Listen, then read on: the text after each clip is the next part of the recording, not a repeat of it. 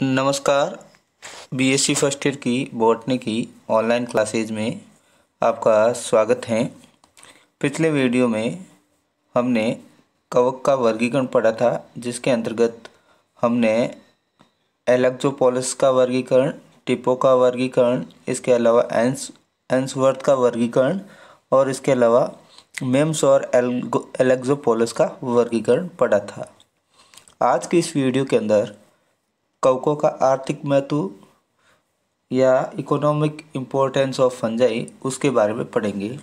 तो सबसे पहले अपन शुरुआत करते हैं कवकों के आर्थिक महत्व में कवकों की लाभदायक गतिविधियां या यूजफुल एक्टिविटीज़। सबसे पहला जो यूजफुल है वो भोजन के रूप में। प्राचीन काल से ही है जो फंजाई का यूज है जो फूड के रूप में किया जाता है। अनेक प्रकार के मशरूम और मोरल होते हैं, उनके जो फलन पिंड है जो खाए जाते हैं। जैसे कुछ खाने वाली मशरूम्स के नाम है एगेरिकस बाइस्पोरस, एमेनिटा, वेजिनेटा, बोलिटस एड्यूलिस, क्लेवेटिया, गिग्नेटा, लेंटिनस एडोडस, मोरकेला, प्लूरोटस, वोल्वेरिया और वोल्वेरिएला। ये हैं जो खाने योग्य मशरूम होती हैं। इसके अलावा जो एगेरिकस कैम्पेस्ट्रिस होती है उसकी खेती भारत के उत्तरी और दक्षिणी क्षेत्रों में की जाती हैं। इसके अलावा मोरकेला एस्कुलेंटा की जो खेती है वो पंजाब और कश्मीर में की जाती हैं। जो खाने योग्य मशरूम होती है उसके अंदर लगभग 21 से 30 या 40% तक प्रोटीन पाया जाता है। इसके अलावा इनमें विटामिन, खनिज अम्ल और एमिनो अम्ल भी पर्याप्त मात्रा में होते हैं। तो ये भोजन की दृष्टि से हमारे लिए यूजफुल होते हैं। यीस्ट के जैसे सैक्रोमाइसीज है, रोडोटोरुला है, टोरुलोप्सिस है, ये हैं जो विटामिन बी और डी के प्रमुख स्रोत होते हैं और इनमें जो प्रोटीन की मात्रा 40 से 50% पाई जाती है। इसलिए यीस्ट को SCP यानी कि सिंगल सेल प्रोटीन के रूप में भी सिंगल सेल प्रोटीन भी इनको कहा जाता है।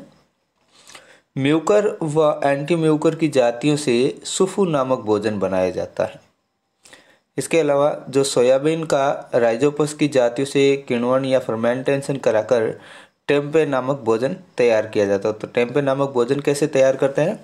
जो सोयाबीन होती है उसका फर्मेंटेशन या किण्वन किसके थ्रू करवाते हैं? राइजोपस के थ्रू या राइजोपस की स्पीसीज के थ्रू। तो टेम्पे नामक फूड तैयार किया जाता है। Next, yeast Aspergillus, Penicillium, fusarium, Neurospora व कैंडिडा से एकल कोशिका प्रोटीन यानी कि सिंगल सेल प्रोटीन भोज्य पदार्थ के रूप में यूज लिए जाते हैं। अब नेक्स्ट जो फंजाई का यूज है वो औषधि के रूप में या मेडिसिन के रूप में भी फंगस काम आती हैं। तो सबसे पहले अपन पढ़ते हैं मेडिसिन के रूप में अर्गोट। अर्गोट जो है इसको क्लेविसेप्स पर्पुरिया के फलनकाय जिसका नाम है स्क्लेरोसियम से इसको तैयार किया जाता है। और इसके अंदर जो पाए जाने वाले एल्कोलॉइड होते हैं अर्गोटामिन, अर्गोटॉक्सिन, अर्गोमेट्राइन, ये हैं जो इसके अंदर एल्कोलॉइड पाए जाते हैं। और अर्गोट का यूज है जो मेडिसिनल यूज है वो गर्भपात कराने में, इसके अलावा प्रसव के समय जो एक्स्ट्रा ब्लीडिंग होती है या जो रक्तस्राव होता है उसको रोकने में भी ये सहायक होता है। और रजोद्रम की जो अनियमितता होती है उसके उपचार में भी अर्गोट का यूज होता है। रजोद्रम का मतलब होता है मेंस्ट्रुअल साइकिल, जिसको अपन माहवारी भी कहते हैं। तो ये महिलाओं के अंदर अनियमित हो जाती हैं, तो अर्गोट के द्वारा इसका ट्रीटमेंट किया जा सकता है। अगर अर्गोट की मात्रा हमारी बॉडी के अंदर ज़्यादा हो जाती है तो गैंग्रीन हो जाते हैं और जिसके कारण हाथ या पैर को भी काटना पड़ सकता है। नेक्स्ट जो मेडिसिनल यूज होता है वो है ईएफ्रेडिन। ईएफ्रेडिन को यीस्ट के किण्वन से बेंजाल्डिहाइड द्वारा तैयार किया जाता है। फिर इसका जो यूजेज होता है वो अस्थमा और नाक के रोगों के उपचार में किया जाता है। इसके बाद में जो नेक्स्ट आता है वो है स्टेरॉइड। तो स्टेरॉइड है जो जटिल कार्बनिक यौगिक होते हैं और जो कवकों से प्राप्त किए जाते हैं। इनका जो यूज होता है वो गठिया रोग, एलर्जी और त्वचा रोगों के उपचार में किया जाता है।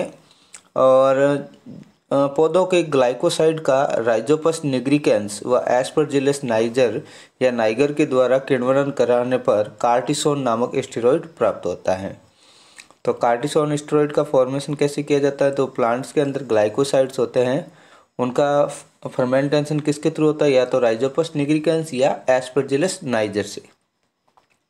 फिर फंजाई से विटामिन भी प्राप्त होते हैं और ये विटामिन हैं जो हमारी बॉडी के लिए यूजफुल होते हैं।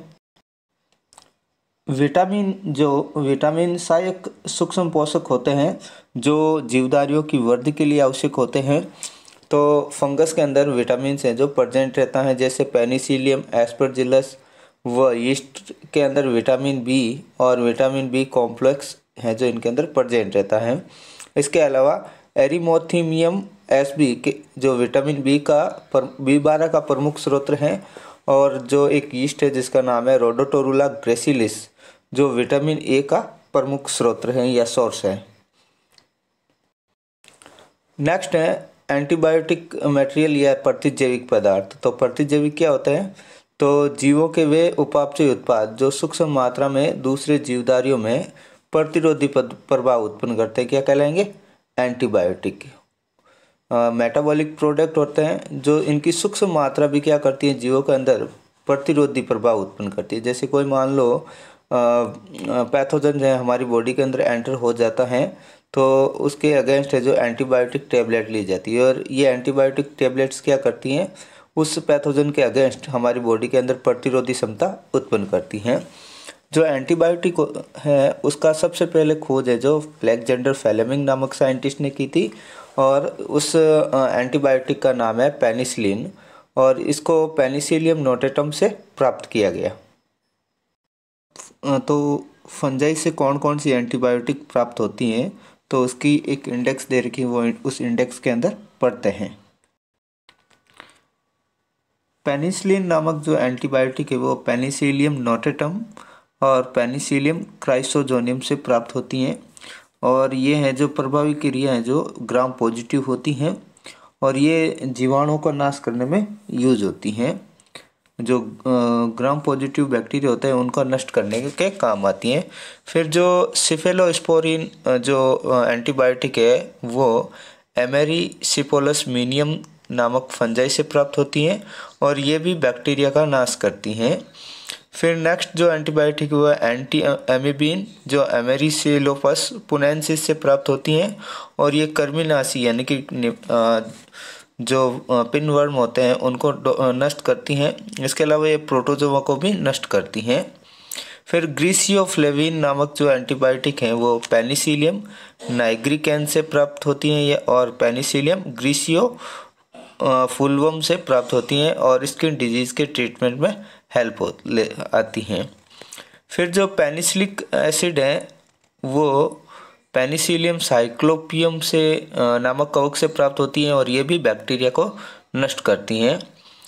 नेक्स्ट जो 6 नंबर जो एंटीबायोटिक है जिसका नाम है हेलेनिन जो पेनिसिलियम फ्यूनिकुलोसस नामक फंजाई से प्राप्त होती है, और ये वायरस का नाश करती हैं।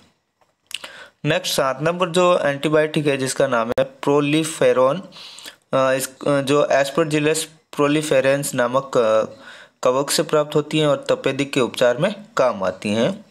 एल सार्सिन नामक एंटीबायोटिक है जो एस्परजिलस जाइजेंटियम नामक कवक से प्राप्त होती है, और ट्यूमर या गांठ के उपचार में काम आती हैं।